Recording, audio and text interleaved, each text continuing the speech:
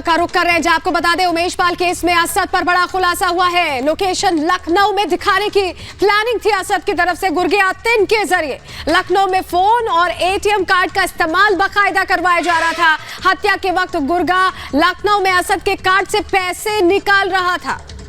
Police को जांच के दौरान एटीएम से पैसे निकालने जाने के जो वीडियो है वो भी हाथ लग गए हैं। दरअसल बताया ये जा रहा है कि जब उमेश पाल का मर्डर किया गया उस वक्त ये प्लान था गुर्गों का कि वो असद की लोकेशन को लखनऊ में दिखाए, लिहाजा उसके गुर्गे आतिन ने एटीएम कार्ड से पैसे निकाले। न सिर्फ पैसे निकाले बल्कि फोन का इस्तेमाल भी किया, यानी कि जांच में ये पता चले कि जिस वक्त ये मर्डर केस हुआ, जिस वक्त ये हत्या को अंजाम दिया गया, उस वक्त असद की लोकेशन वहां पर थी ही नहीं, उसकी लोकेशन लखनऊ में थी। और ये प्लान था ताकि इस हत्याकांड से असद को साफ साफ बचाया जा सके। लेकिन अब पुलिस के पास ये वीडियो हाथ लग गए हैं जहां पर लखनऊ में असद का जो गुर्गा है आतिन, वो एटीएम कार्ड से पैसे निकालते हुए दिखाई दे रहा है।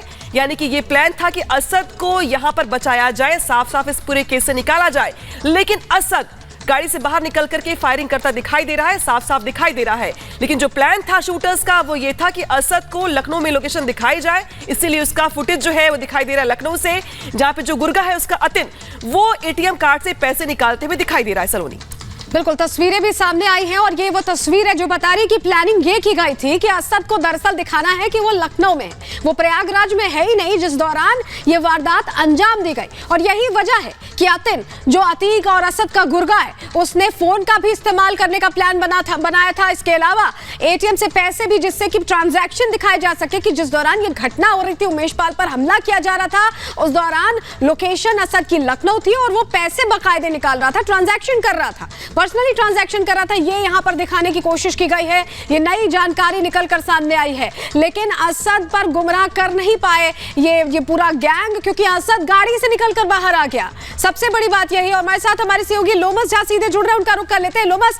बड़ा सवाल यही है कि जो पूरी प्लानिंग की गई थी, कहा यह भी क्या कि अतीक नहीं चाहता था कि असद गाड़ी से बाहर निकले, फिर उसके बाद अब ये समझ में आ रहा है कि बाकायदा उस समय की ट्रांजैक्शन दिखाने की कोशिश की थी। क्या असद एक बड़ा डॉन बनना चाहता था, इस वजह से उस समय गाड़ी से निकला, या ये प्लानिंग के बावजूद, खुलासे जो हो रहे हैं उसके बावजूद ऐसा लग रहा है कि असद अपनी प्रेजेंस दिखाना चाहता था?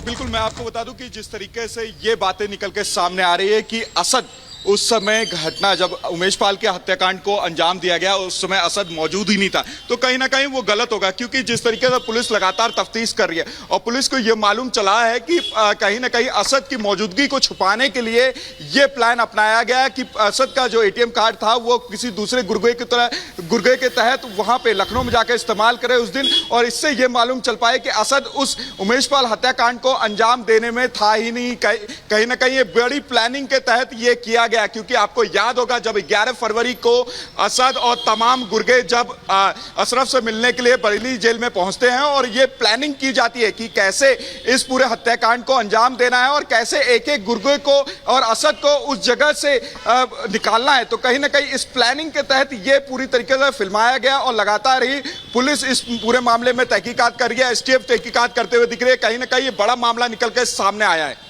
बिल्कुल लोमस, आपके पास वापस लौटेंगे, लेकिन इस बीच बड़ी खबर आ रही है जहां पे अतीक अशरफ का आतंकी कनेक्शन भी सामने आया है।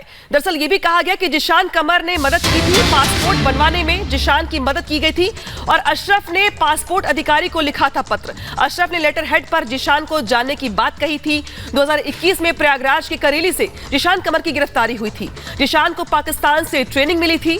पूछताछ में अतीक ने ये बातें कही थी। अशरफ ने ISI कनेक्शन की बात कबूली थी। ये भी सूत्रों के हवाले से बड़ी खबर आ रही है। जिस तरीके से खबर ये भी आई कि अतीक अशरफ ने जो बहुत सारी बातें खुद उगली थी, अशरफ ने ये भी कहा था कि जो कनेक्शंस हैं उनके वो ISI से है, लश्कर तैयबा से है, किस तरीके से पाकिस्तान से हथियार मंगवाए जाते हैं, ड्रोन के जरिए उनका इस्तेमाल किया जाता है जम्मू कश्मीर के अलग अलग इलाकों में। ये भी बात यहाँ पे कही गई थी उनकी ओर से। साथ ही अब ये खबर आ रही है कि अतीक अशरफ का